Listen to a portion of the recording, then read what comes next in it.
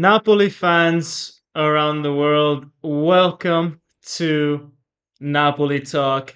Monza 2, Napoli 4. What a goal fest that was. All six goals, super enjoyable. Even the ones from Monza where you have Zerbin turning into prime Johan Cruyff.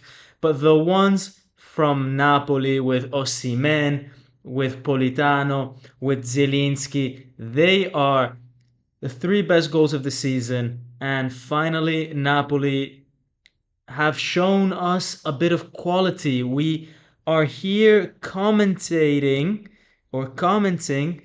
on actual nice football in that second half because that first half was unwatchable.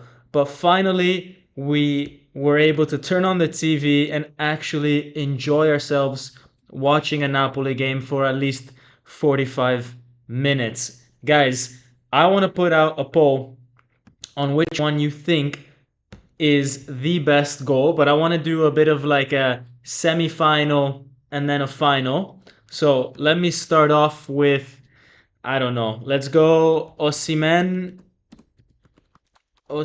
versus let's go the first two against the last two. Best goal, semi-final one. All right. You guys have 5 minutes to vote on this one, so make sure that you guys vote for that, and then we will change. And we'll do Zielinski against Raspadori, and then we will do the two winners up against each other. I have a feeling which two goals are gonna make it to the final. Uh, Absolutely world class goals, and I don't know what they said to each other in between that first and second half. But I think they must have looked at each other in the eyes and said, we already played super poorly against Atalanta, losing 3-0 last week.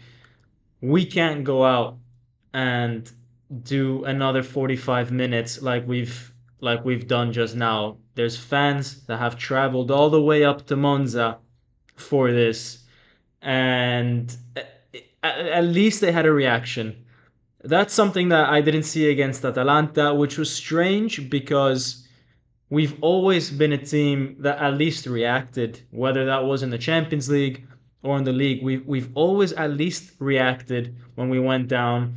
There was very few games this season that we never showed any signs of life. That was never really the problem for me. It's not that we never showed signs of life. It was just that the quality wasn't there this year. Today, we showed signs of life in that second half by reacting, but not only that, we put in the quality. Osimhen, with that incredible leap, shows exactly what his best attributes are.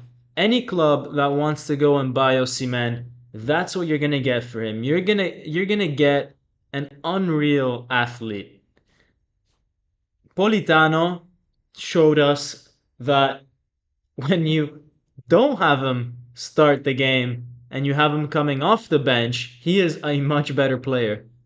We've seen it last season and we saw it again today. For whatever reason, Politano, you know, whether he starts the game or whether he comes on as a sub, he just has a great first 10 minutes. He's a player that just when he sets foot onto the field, he goes 1,000 miles an hour.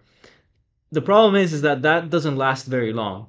So maybe when you put him at the start, even though at times he does show moments of brilliance, I feel like the game is just too cagey. But when you put him in the 50th, 60th minute on as a second half sub, and the game is a little bit more open, the players have settled down, that's when he can really make an impact. And so let's get Politano to come off the bench a bit more often. And Ngonja actually played a very decent game. He would have had a goal if he wasn't a foot or two offside, and it would have been a very nice goal as well. So I think that works for Napoli. Having Ngonja start and Politano come off, it's also good for the longevity of Politano's career, because you can be a super sub, for until you're in your mid 30s, right? But if he pretends to start every game, then I don't think a club like Napoli is for him. And then that Zielinski goal, I mean, not just the goal, but just Zielinski today in general showed, just like against Atalanta when he came on, that he still has it. He's got it. When he wants to turn up, he turns up, and he is the most technical player that this Napoli team has had. Not just not just today, not just this season, but over the last 5 or 6 years, he is the most technical player. He has huge amounts of quality. We never put that in doubt in this channel or between us. I know what you guys think about Zielinski. We've always just complained about his inconsistency, and this year there were definitely games where his mind was elsewhere. Um, but finally he showed us signs of life. Let me get to the comments, guys. There's a lot of you guys that are connected, and this time we can actually enjoy the stream. It doesn't have to be therapy. I want to shout out Mike Xstad for the $5 donation. Thank you so much. He says, I like the manager and team, but it's tough to build momentum when I guess our back line keeps playing poorly. What can you tell us about Monza club and fan culture? Forza Napoli sempre. Mike always asks me these questions about what I think of the other club and their fans. I should be more prepared. I should be expecting these more often. Look, for me, I'm a big F1 fan, and Monza, I just always associate it with Formula One. No, Monza is an interesting team because actually, I think a lot of people born in Monza over the last few years, they opted to go and support Inter or Milan, because it's literally 15 minutes by train. Why wouldn't you do that? Monza was in Serie B and all that. Now that they're back in Serie A, they're building a bit more momentum, and they've got a really nice project with a lot of youngsters, with Palladino, and I think the momentum of that club is building, the passion locally for that club is building. They're a completely like calm set of fans. I have no problem against them. You guys know, I was living in Milan a few months ago, and met plenty of Monza fans, and I mean they're totally calm. So they're a nice club. They're a nice club. It's one of those clubs that I think if you're a young player, just like Zerbin, like you go there, it's a nice atmosphere, it's calm. Yeah, it's good, and you're not fighting for relegation, so you don't have that pressure that you would have if you go, for example, to Salernitana or whatever. Vincenzo Bertillo, man, thank you so much for the 13.99 Canadian dollars. They watched the trailer for the documentary on last season at halftime. Yeah, I guess they remembered who they were. It's almost as if they all hit their head and forgot who they were last season, and maybe who knows, maybe that did happen, and maybe they did realize, like, guys, come on, like this is not us. The first 45 minutes is not us. But by the way, I haven't watched the trailer for the documentary yet. Why? Because I want to make a video this week. I was supposed to do it this weekend. I didn't get the chance to because I've been busy with some stuff. But I wanted to do a video talking about the new sporting director that we apparently have, and this whole movie thing coming out, and any transfer rumors. And I wanted to save myself from watching the trailer so that I could react on it first time as I make the video, so you guys get a little bit of my reaction to the trailer, a genuine reaction instead of like a scripted one. I never script my videos, by the way. I just bullet point some key topics, but I just want to go clean on that one. All right, let's get to some of the other comments before we get to the analysis of the game. I really don't get why we can't just bench Jesus, start a teenager over that guy. I mean, it doesn't have to be a teenager, right? It just has to be Natan. Why don't we just start Natan anymore? Surely that's better than Juan Jesus. I mean, Juan Jesus is, like, I like the guy as a human. I really do. And it sucks what happened to him with Acerbi. But whether I want him on the field is a completely different story. And I don't want him on the field. I want to see someone else. I want to see Ostigard, but unfortunately, Ostigard is not left footed. So the other left-footed center back that we have is Natan, and Natan was not playing badly. He had a brilliant game against Real Madrid of all teams, right? Like this guy is rough still around the edges, but I mean, just give him time. He came from Brazil. He's 21 or whatever. Like you gotta give him time. But I mean, sitting on the bench does not equal giving him time. You gotta give him time on the field. And even if you don't feel like, he can do the job properly, you gotta take that risk. You have to. Other clubs do it all the time. And if you want to attract mid-table clubs to get this guy on loan and let him grow there next season, you got to give him a chance, a platform for the next few games. By the way, I'm going to end the first poll where you guys voted for Politano, 66% of you. And I am going to make a new poll for the other semifinal. Which goal was better? I mean, this is a no-brainer, guys. Semifinal 2, Zielinski versus Raspadori. Okay, I mean, I'm gonna give this one like 2 minutes, right? Don't vote Raspadori, guys. Don't be that guy that votes Raspadori. Let's have a final between Zielinski and Politano. But yeah, let Natan play. Worst defense I've seen in years. Jesus shouldn't be starting for Monza, let alone Napoli, says Maximus1318. Yeah, guys, I mean, he probably wouldn't be starting for them. Guys, by the way, I'm gonna get my charger because my computer is asking for it.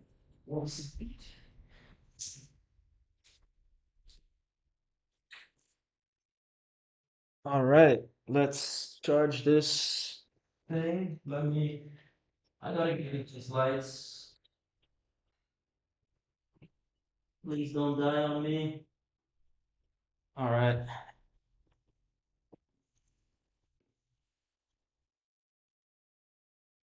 All right. Computer saved, guys. We saved the stream. Smash that like button because I managed to save the screen because I was too dumb not to plug in my computer before. And the socket that I used for the lights, now I gotta use it for the computer, and it's too much effort for me to move things around. So, no lights in the background this video. It is what it is, guys. I just pulled a Juan Jesus right there, just didn't wasn't concentrated on my job.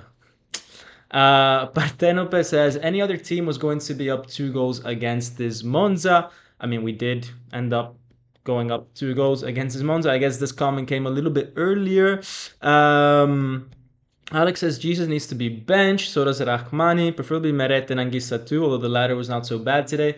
Look, Anguissa started playing a little bit better today. He was going into the box a lot more, putting a lot of support in attack, which helped a little bit. Meret, I don't have any problems with Meret over the last 10 or so games. I don't think he's been responsible for any mistakes, for any goals. Actually, he's probably been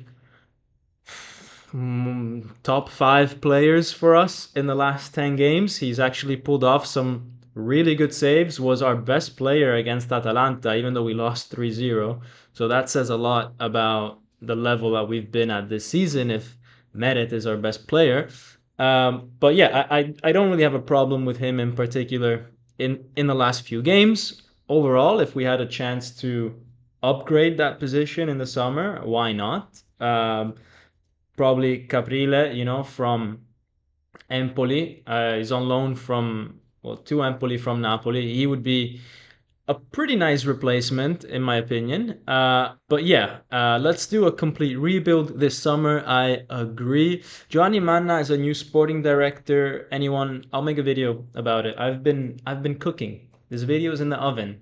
I haven't shot it yet, but I'm gathering the data. I'm structuring the video, so that's gonna come out hopefully sometime this week, guys. But it's kind of tough for me as well now that I started working because work hours are kind of crazy.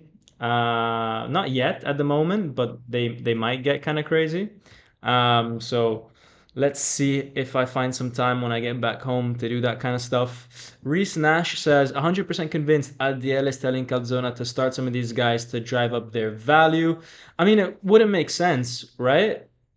Because why would he insist so much on starting, I don't know, uh, Politano when he's just signed a renewal, right? I mean, if you want to increase the value of someone so that you could sell him on, you would be seeing more Lindstrom, right? Today he was injured and today Politano didn't start, but I'm saying like in general, if that was the objective, then I think you would have seen more Natan, more Ostigard, more Lindstrom, guys that are like on the margin of the project actually get more playing time so that we could sell them on and at least tell clubs, yeah, but he got playing time. So I don't think necessarily that's true. It's not really to drive up their value.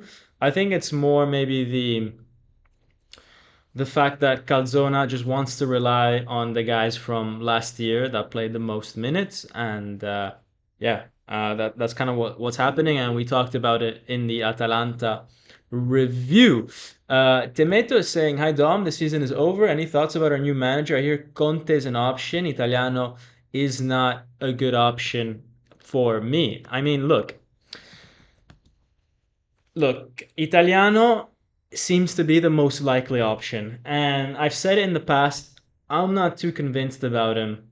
He did really well for Fiorentina in his first year, got to the Coppa Italia and Conference League final last year, which, I mean, it's not that hard, the Conference League final. But I didn't appreciate how he bottled those games. I think that's like a huge red flag. Um, and the step back that Fiorentina has done this season is also a bit worrying because when you hire a manager, you want to also think about how has this person developed the team over, let's say, 3 years, right? Has the team substantially improved? And with Fiorentina, there was like that initial jump at the start, and then it's like he reached his ceiling. It's like he can take a team from 10th to 6th, but can he improve it more? The reality is that probably no, he can't. And then the team just gets deflated at that point and goes back down. So that's something that worries me a little bit about Italiano. Then again, we are dealing with a team that in defense they have such bad players, like worse than ours. So it's tough to it's tough to criticize him as well because with more resources, maybe he could do better.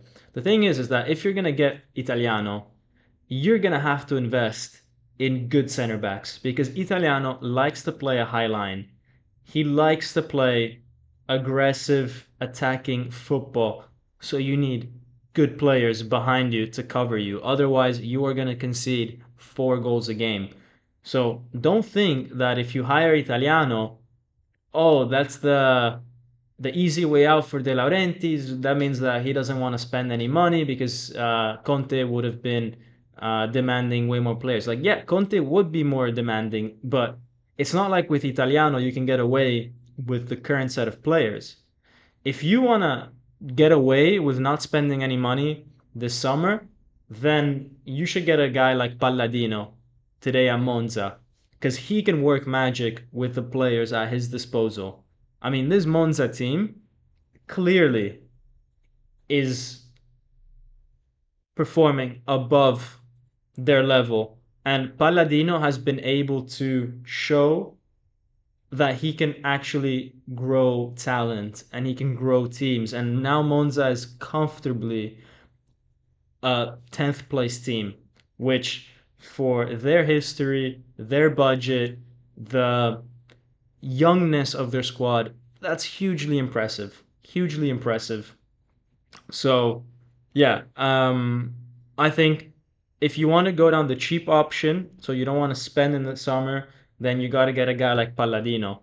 If you go for Italiano, you're still gonna have to spend 80 million on that defense. I'm not even joking. You're gonna have to buy two really good center backs because you can't get away with Rachmani and Juan Jesus if you get Italiano. So yeah, that's my opinion about it. Obviously, Conte might ask even more, especially in the midfield where he's very demanding there. Let's see. Let's see. Roland Dundois. Do you think Zielinski is a more technical player than Kvara? Man, I thought you know football. Look, man, it's different judging a winger to a midfielder. But is Zielinski more technical than Kvara? I would have to say yes. I would have to say yes. It doesn't mean Zielinski is a better player. There's differences between technique and overall being a better player. Kvara is way more decisive. He's way more clutch. He is, for his position, one of the best players there. But in my opinion, Zielinski does have a better touch and a better feel of the ball. And I also think better vision. But what do I know? I've been watching Zielinski for 8 years, so who knows? But I mean, it's not like, guys, it's not like there's a huge gap, right? We're talking those are definitely the two most technical players, right? Definitely the two most technical players. So the difference is like this much. It's like it's like I think Zielinski, Kvara, not in terms of best player, but just technique. Zielinski, Kvara, and then there's like a huge gap with everybody else. But these are all opinions. These are all opinions. It's impossible to prove one way or another. But yeah, I mean, I don't know what you guys think. Maybe that's a poll for another day. Maybe that's or maybe for later today. Zielinski has won this semifinal, so now it's time to make a poll with the final. Who had the better goal? All right, this is gonna be interesting. I wonder what you guys are gonna say. Now all the Kvara lovers are gonna go for Politano.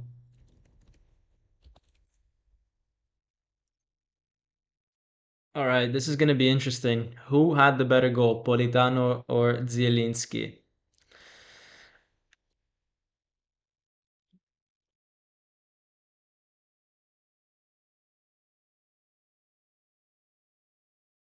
I would rather have Palladino than Italiano, says Laurentio.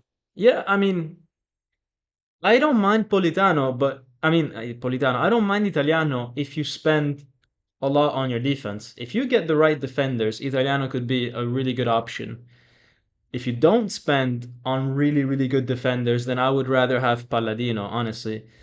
Um, I'm currently listening to you, Dom, at the gym while working out. Yeah, dude, that's what I do all the time with YouTube. I mean, I just well, I consume YouTube, guys. Like, I wake up, I have breakfast, I put on YouTube.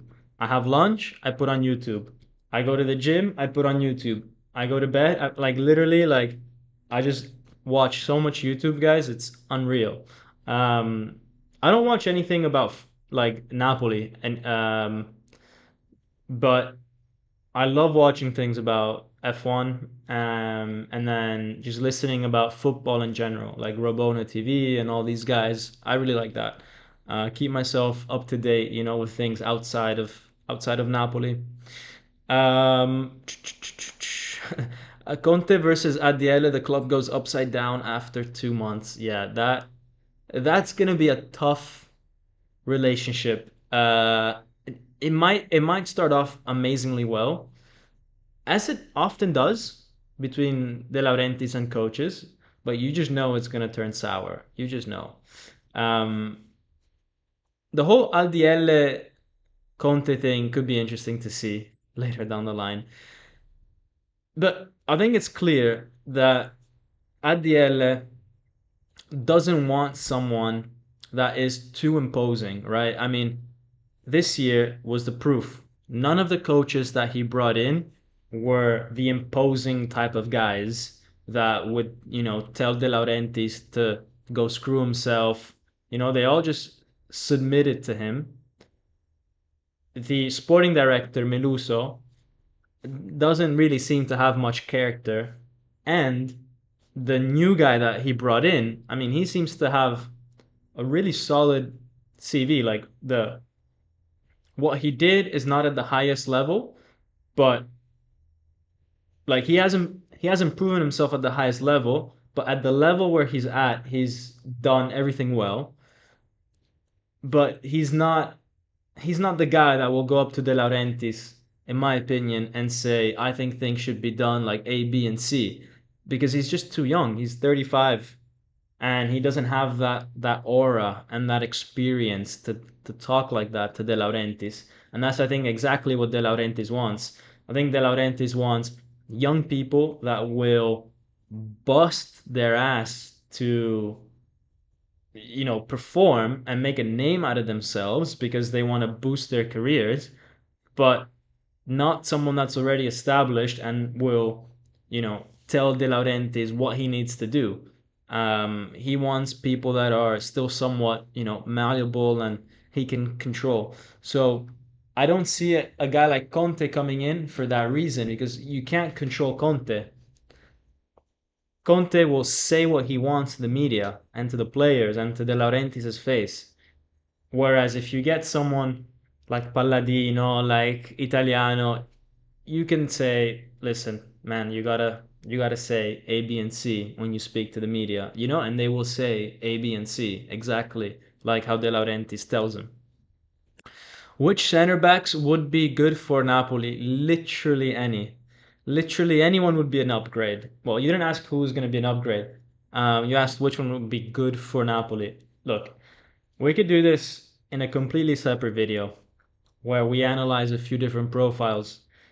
But I think the key characteristics that I would be looking for is that they have to be, and this might surprise a few people, because some people might think, oh, Dom's gonna say the obvious and say we need someone big, tall, fast, and intercepts the ball 200 times a game. No, we need someone who is concentrated. If you tell me what was Kim's biggest quality, it was that this guy was concentrated. He never had a lapse of judgment or concentration. Even Koulibaly, for example.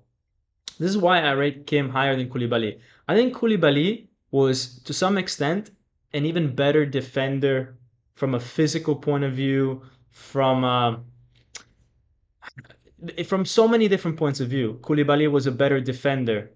But when it came to concentration, he had those moments where he did have those lapses. And if you have a lapse of concentration as a defender or a goalkeeper, it costs you games. And over the course of a season, Koulibaly would have 3 or 4 of these moments where he would slip or he would just forget the man that he's marking, not get close enough, or whatever, right? Not because he's bad, but just because at that moment he was not concentrated. Kim never had that. Kim was always just, if this is his potential, that's the level that he's playing. He never dropped below. I think for defenders, that's the most important thing. I I see like a football team as the midfielders are the engine, the attackers are the artists. You don't give an attacker instructions. If I'm the coach, right? If I was Napoli coach, I would tell my midfielders to run, to tackle, to be the engine. And I would not tell a word to guys like Osimhen, Kvara, and the like. You guys are the artists. You decide what you do with the ball. Once the ball is in the final third, I trust you more than any set of instructions that I could give you. You are just let your creativity do the thing. But when it comes to the defense, these guys have to be soldiers. These guys have to be the most attentive, focused, disciplined four players that I have ever seen in my life. Because that's what you need from defense. You need structure, you need discipline, you need camaraderie. If this guy moves here, you move there, you know? It has to be literally like the army. That you can't get creative as a defender, or you shouldn't get creative. It should all be studied, pre-planned. You know exactly what you're doing. So the quality that I'm looking for in a defender, the first quality is he disciplined? Is he concentrated for the full 90 minutes and over the course of the season? After that, once you pass that filter, then I'm looking for speed. Then I'm looking for how well you mark. Then I'm looking for what's your timing when it comes to headers, when it comes to tackles. How do you pass the ball? Do you do it first touch? Kim used to always pass the ball first touch. You know? Do you go forward? But all these things, I feel like they're almost secondary because all the goals that we concede, I swear they are just lack of concentration. You could be a very average defender, but if you're concentrated, you're already the top 10 in the league. I promise you that. I promise you, if Rahmani was concentrated, he would be top 10 in the league, but he's not concentrated. So yeah, that's my super long answer to the whole center back situation. Um, Kim is being benched at Bayern. Do you think we'll get him next season? No, I don't. I can't see that happening. And you're welcome for the live. Buongiorno would be a dream. Yeah, Buongiorno is one of those that's he's concentrated, and then he's very good at everything else that we talked about as well. Calzona in conference prendiamo troppi gol è disturbante. So to translate, we take in too many goals. It's disturbing. Defense is for real the biggest Napoli enemy. We have lost and tied so many times for an absurd defensive mistake. The problem, the weird thing about it is that Calzona was responsible for the defensive line of Napoli back in the Sarri and Spalletti days. So that should have been his forte. That should have been what he's good at. So this this I did not expect from Napoli. You know that after Mazzari we would actually improve in attack and maybe even get worse in defense. I would have thought it was the opposite. I thought we would have tightened up more the defense, more than the attack. But yeah, I really hope the new coach will trust Raspa. He's so talented. Let's see in what position Raspa plays. And by the way, today he scored a goal playing as a left winger. Huh? He, but yeah, I mean, with Raspa, it's difficult to tell. It's difficult, and I think he's always going to be that player that you never really know where you're going to play him. And I have a feeling he's going to have the same outcome as Elmas, where he's never going to be a starter. He's always going to be a bit of a super sub, and then he's going to want to leave in 1 or 2 years. In my opinion, I just don't see him being a starter because he doesn't really have a position, in my opinion, in this formation. Um, we also need a middleman like Fabio Cannavaro. Thing is, Fabio wants to coach. Fabio wants to be the coach, so I don't think he would be that middleman. But maybe more someone like Hamsik, for sure. Would you pay 50 mil for Virgil van Dijk? Yeah, I would. I would, honestly, especially after this season. He's been doing a lot better than last season, for example. Napoli scouts were in Rotterdam today, says Napolemica, for Feyenoord Ajax, which ended 6-0. Oof, that's Ajax, my God. They were there to see in particular Hanko and Jimenez. Jimenez is a nice option. I haven't seen much of Hanko. Jimenez is a very interesting option. Um, and I think it would make sense for Napoli also because he's Mexican, right? So yeah, let me just double check. Um, let's see. He's Mexican, right? Is he Mexican? Yeah, yeah. He grew up in Mexico or whatever, right? And why is that important? Because Mexico is a huge market. It is mega. It's one of the reasons why Lozano came to Napoli, because there are however many Mexicans are there, 200 million or 150 million Mexicans out there. That's a lot of t-shirts. That is that is a lot of t-shirts to sell, right? So I said it in one of the videos at the end of last season, but Napoli, the Scudetto winning team, had the best player of some countries in that team. Lozano, best Mexican. Osimhen, best Nigerian. Kvara, best Georgian. Elmas, best Macedonian. Rahmani, best Kosovo. And we can go on, right? Um, Anguissa, best Cameroonian. Maybe Onana, whatever, but best Cameroonian. Zielinski, apart from Lewandowski, best Polish. There was Lobotka, definitely the best Slovakian. So that Napoli team had the main guy of all these national teams, right? What does that mean? That means that in all these countries, if people want to buy a shirt of a football club that is not their local football club, they say, I'm Mexican. I want to buy a shirt of a football team. Oh, Lozano plays for Napoli. He's the biggest Mexican player at the moment.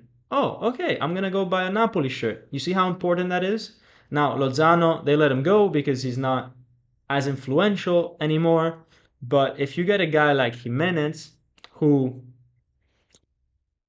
you know, maybe I still haven't checked if he plays for Mexico or not, but I had a feeling that he did. Um, let's assume he did. Then all of a sudden you open up that possibility again where if people want to buy a shirt in Mexico, they're like, oh, I'll buy a Napoli shirt, you know? Uh, David is the best Canadian, yeah, because Alfonso Davies, he kind of went down a cliff. So Jonathan David, he would be the best guy in Canada. So again, if you're Canadian and you want to buy a shirt and you happen to be, I don't know, in the Toronto area and you also see Insigne, in the last few years. And so you have a bit of a connection with Italy and Napoli. And then all of a sudden we get Jonathan David in here. Then boom, another like X thousand shirts sold in Canada. So it definitely helps. And I think the fact that Osimhen is leaving Napoli, that's gonna hurt um, the brand internationally because Nigeria is one of the biggest markets out there. The only problem, kind of, with Nigeria, sorry to all my Nigerian followers listening, but the only problem with it is that we haven't like we haven't got that brand reputation yet. Like they see Osimhen, but we just haven't been able to do anything in that country before, right? So I still feel like a lot of Nigerians prefer the Premier League, or if they're gonna really watch Serie A, they prefer Inter or Milan or Juve. So, sorry if I'm wrong, Nigerian followers. I don't want to assume stuff, but I feel like they just don't really care as much about Napoli and the Serie A in general. So maybe this strategy is not super effective there. But in a place maybe like Mexico or or Canada, where the Premier League is not so big over there, they're not like prem heads, there's more space to like tap into that market, right? Because it's not as saturated. But I don't know. These are all just assumptions that I'm making. After Zielinski leaves, we need a creative midfielder. I feel like Lazar Samasic would be a good option, says your mom. Look, Samasic, if it didn't happen in January, it's not gonna happen, and he is way too much trouble. Way too much trouble. We tried to make that happen. It didn't work. His agent father is a little bit selfish, and I don't know exactly what he wants out of his son's career, but he literally ruined a move first to Inter, then to Napoli.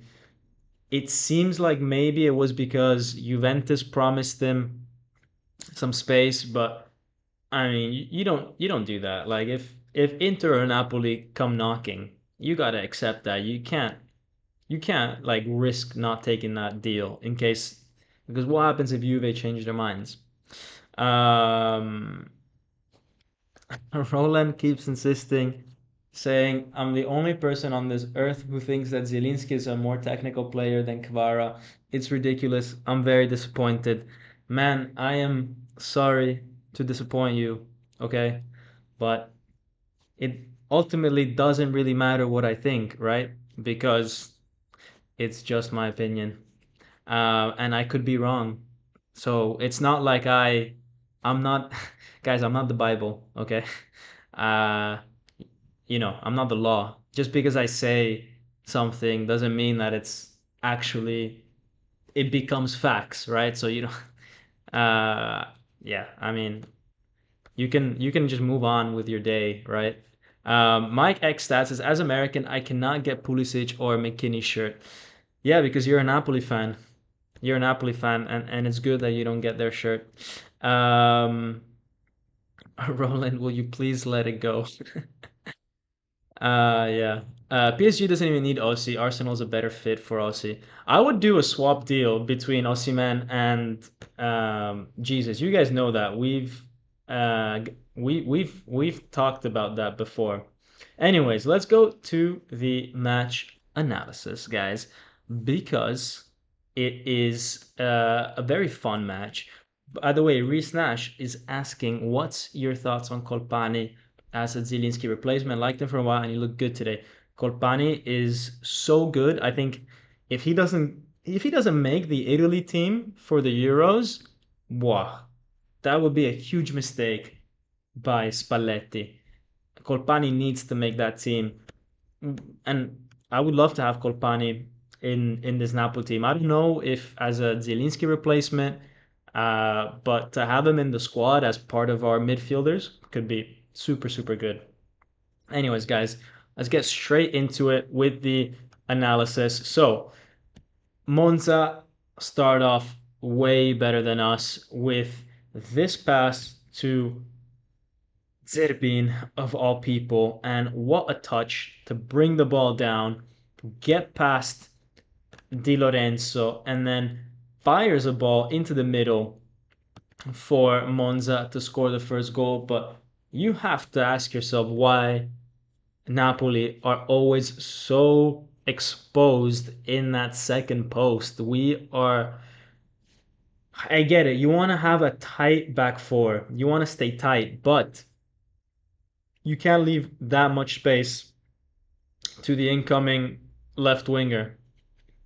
At that point, if you're going to do that, if you want to stay tight with those four, Ngonja has to come back and defend better. Just going to take some water, guys.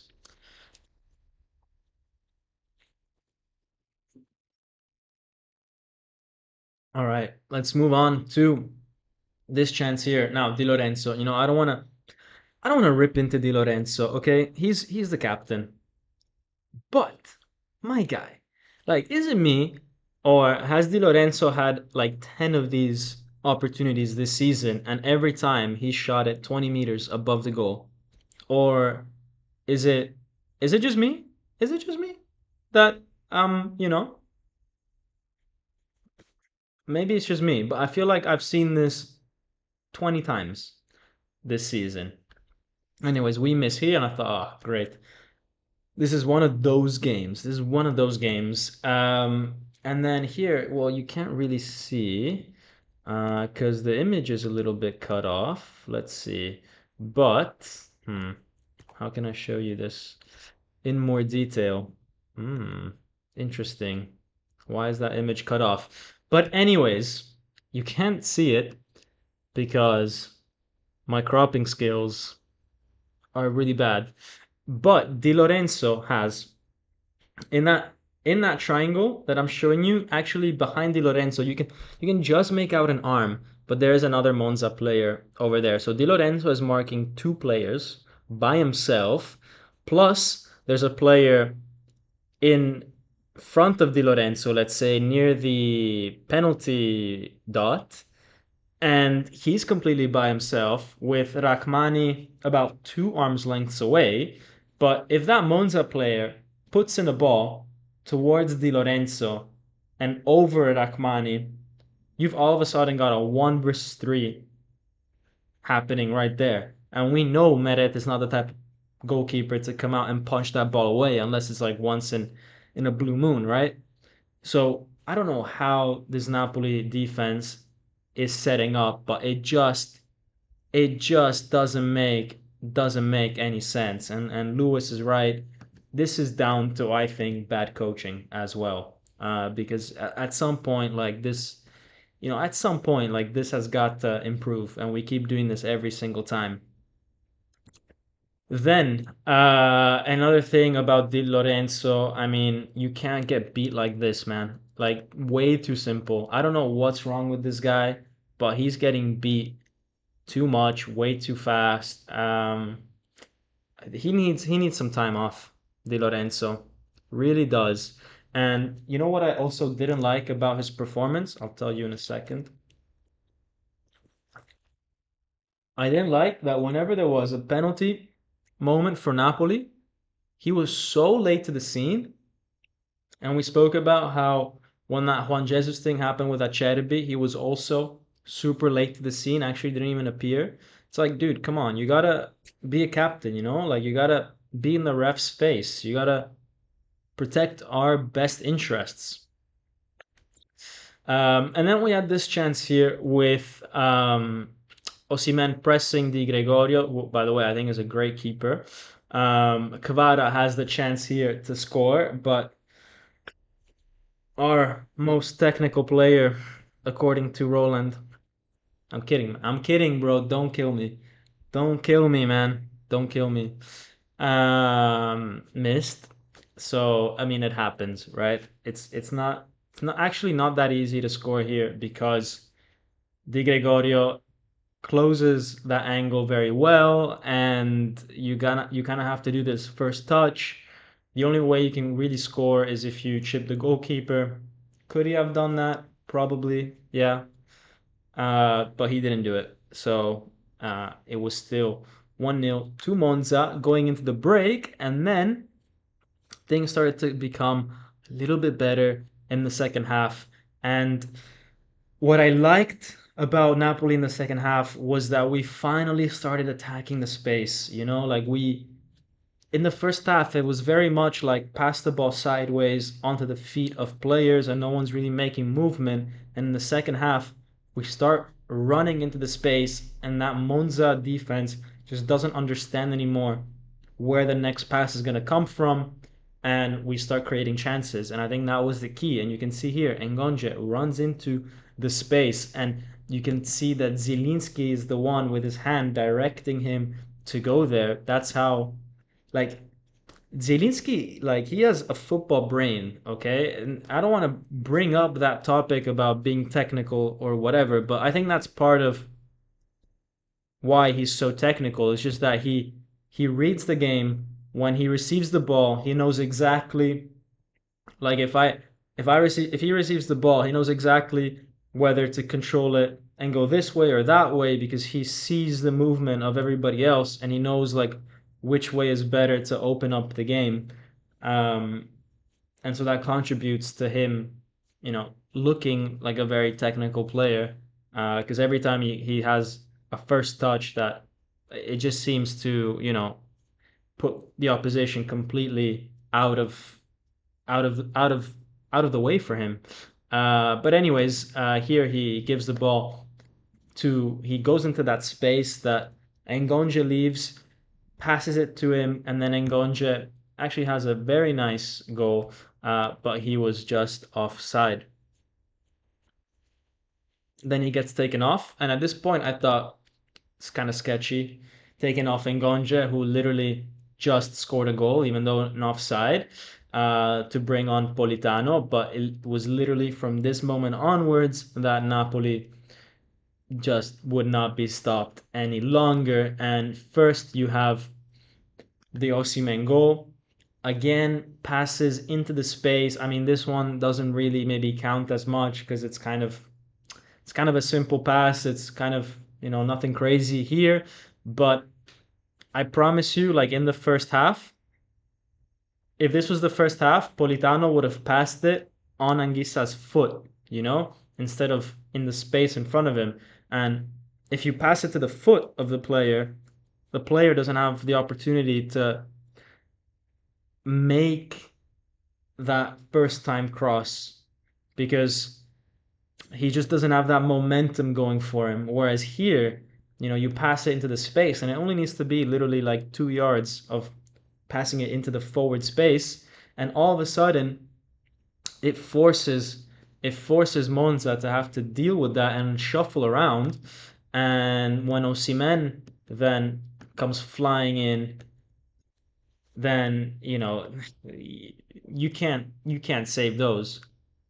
And you can't beat Osimhen in the air. He is an athlete, and I am surprised at how little we take advantage of this because last season we did that much more.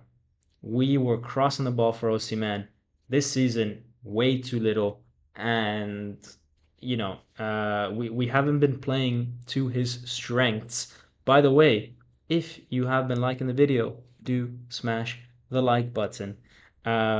So after that goal, there was the Politano one, and we can end the poll here. Politano wins with 70% of the votes, the best goal of the day. What a strike. I don't know if you guys have seen the Zidane on Bayer Leverkusen in the 2001 Champions League final, but it reminded me a lot of that goal. That sweet left foot, exact same sort of technique, and it doesn't get any nicer than that from Politano. He's actually a very technical player himself at times when he wants to be. Then we get to Zielinski, another technical player. And this goal, like you can see how he shifted he was actually on the other side, right? He was on, let's say, looking at this picture, he was towards the left, controls the ball, goes towards his right, turns around, shoots with his left, his weaker foot, like guys, this is his weaker foot. When I'm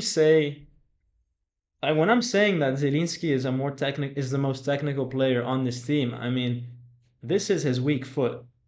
I don't know if that's like sinking into your heads, but if you can do this with your weak foot, I mean, again, it's my opinion. Please don't declare war on me, Georgia, but I rest my case. I rest my case that Zielinski has the technique of an angel. If only he could, like, guys, if Zielinski was more consistent, he would be at the level of De Bruyne.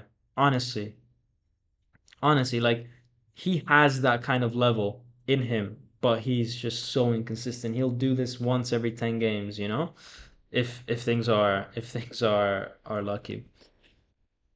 Then we get to the Monza goal, right? This is all, by the way, in 10 minutes, more or less, right? We get to the Monza goal, and I mean, here it's mad, right? I mean, Monza have the ball. Look at our back four with Oliveira super, away from Juan Jesus.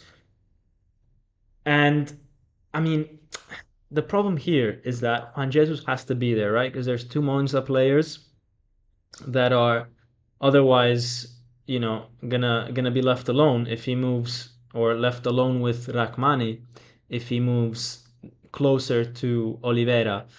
But Oliveira here, what he does is that he doesn't realize how far away Juan Jesus is from him. So when Monza pass the ball to their player, to their right winger, Oliveira makes the movement to go towards the ball, to press the ball, only to realize, oh, damn, there's no one covering me. I just stepped forward 3 steps and I let the guy behind me all this space in front. And so then he realizes a second too late that the best thing for him to do is not to press the ball, but it was to stay in and cover his position, which now is exposed, and Colpani could get to this ball.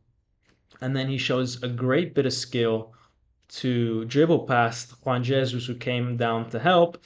He finds that gap in between Lobotka and Oliveira and beats Meret, and he is such a good player, Colpani. I think along with Zirkzee, he's the revelation of the season, these two. Then we get to this moment here, like a minute later. I don't know how this was.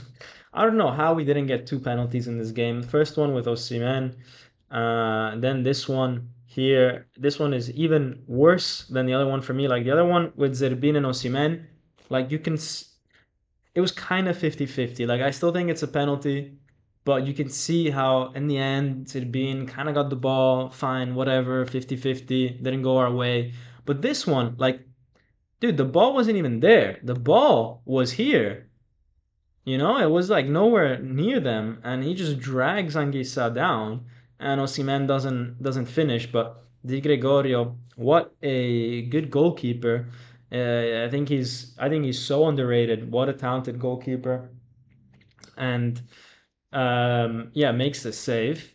But again, Napoli in the second half start running into spaces again, and this is kind of what we were doing last season. This was the whole Spalletti thing. Like, you gotta make movement, find the space. The space is there. There's a huge gap that Monza left, and Di Lorenzo spots it, runs into it. Osimhen passes him the ball into the stride of Di Lorenzo, who shoots. Di Gregorio saves it. Great save, actually, because it was a nice shot from Di Lorenzo. And then it's Raspadori, who, unfortunately for Di Gregorio, is at the end of that and he scores, right? But it's all because we were into the spaces. And these are my player ratings, guys. I gave Osimhen, Politano an 8.5 because their goals are the ones that really turned it around for Napoli. They're the ones that really gave the initial spark for Napoli. Um, so that has to be rewarded. Obviously, Zielinski an 8 because what a great goal. And honestly, he was having a good game regardless of that goal. But I would say, even though technically his is the winning goal because it's the third one, technically it is the winning goal, but I feel like at the time that it was done, when it was 3-1, it was just kind of like momentum based, right?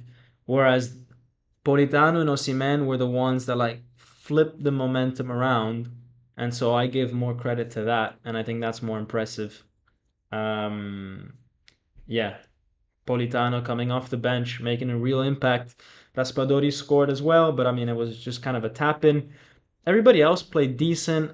I think Kvara is not gonna put this in his top 20 performances of all time. Definitely, he wasn't bad, but he wasn't good. Like he wasn't effective, let's say, either. So yeah, I mean, a 6 is fine. Anguissa a bit better. Ngonje, he was good. Again, not super in the end productive in terms of final output, but he was close to being. And I think it's a good game for him. And I think he's deserving of more starts, definitely. I gave Oliveira and Maruri a 6. Oliveira a 6 just because after that goal that we conceded, which I think was his fault, partially, I think he did end up recovering, played better, didn't make more mistakes. And I don't think the first goal, which was I think the most crucial one for Monza, the first goal was not his fault. I think it was more down to Juan Jesus, Rachmani, and Di Lorenzo not dealing with things in the box for that first goal. And Di Lorenzo, I think, is the kind of the flop of the game for me today. Just made Zerbin look like a monster out there, and that can happen. That can happen.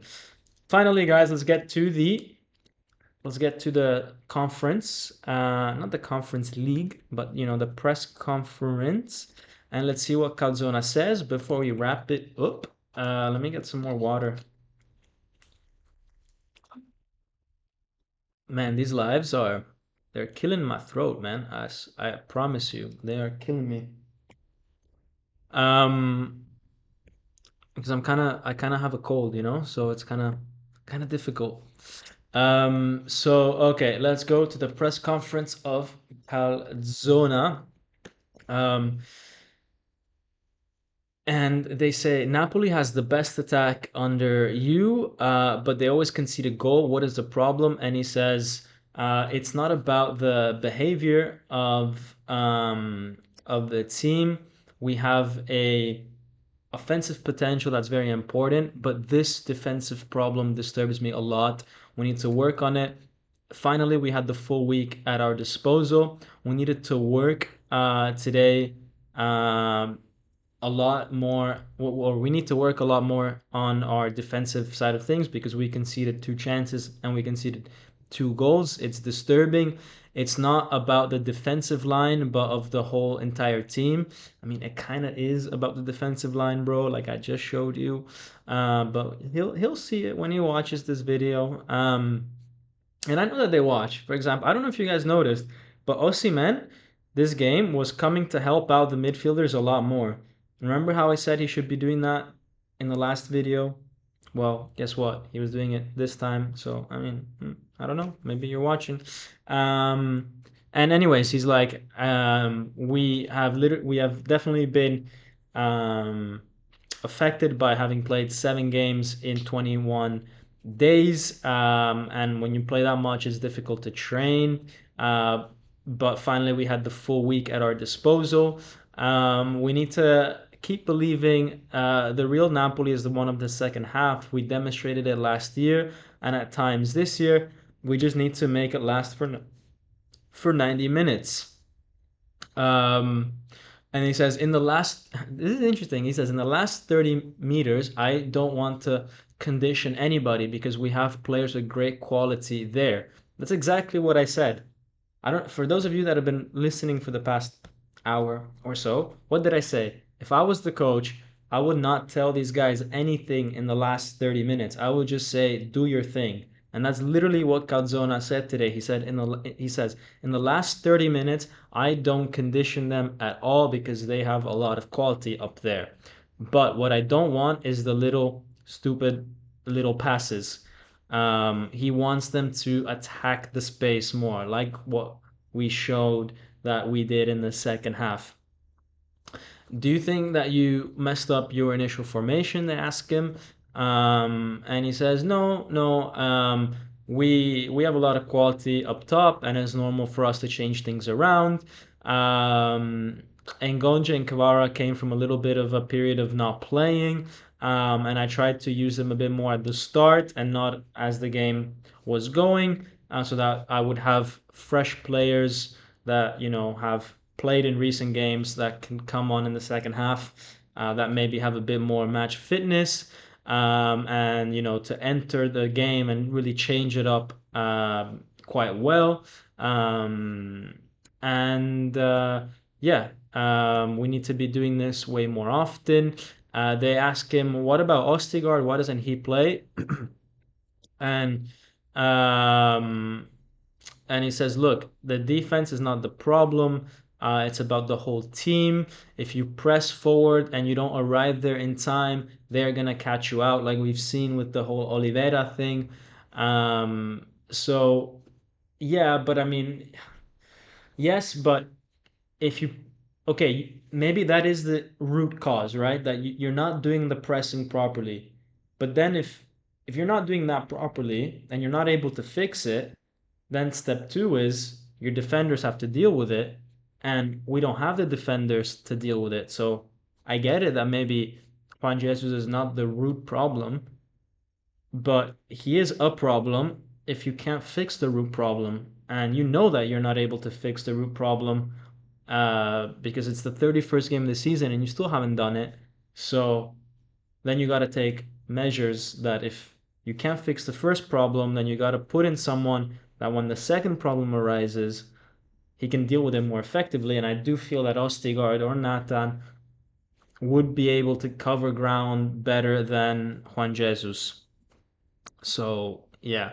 Oliveira has a problem with his adductor, so we need to check that tomorrow. They ask him, do you still believe in the Champions League? And he says Napoli has to still aim for the best. We know it's now very far and difficult, but until the math says otherwise, we're going to try.